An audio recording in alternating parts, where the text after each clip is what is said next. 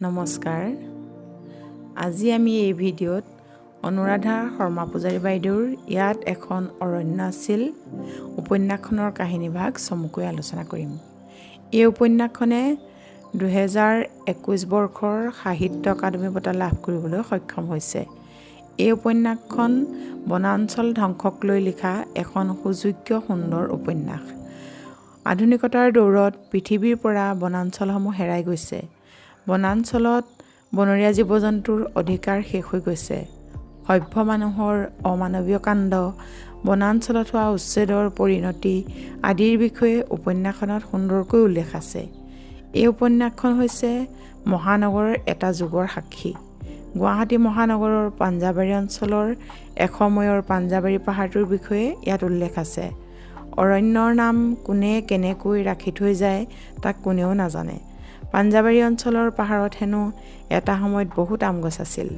আমৰ বতৰত ল'ৰা ছোৱালীবোৰে আম খাবলৈ গৈ আমৰখীয়াক আম চিঙোনে বুলি সোধোতে আমৰখীয়াই চিং চিং আম চিং বুলি হেনো কয়।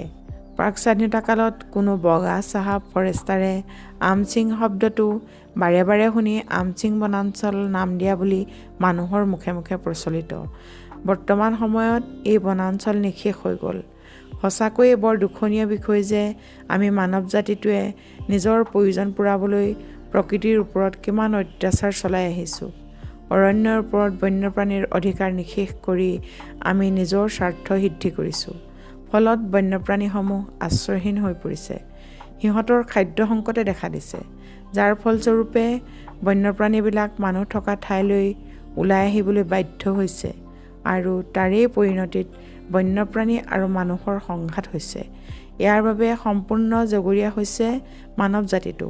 নগৰ মহানগৰৰ ধূলি ধোঁৱা, কল কাৰখানাৰ পৰা ওলোৱা প্ৰদূষণক প্ৰতিৰোধ কৰিব পৰা ক্ষমতা মাত্ৰ বনাঞ্চলৰহে আছে।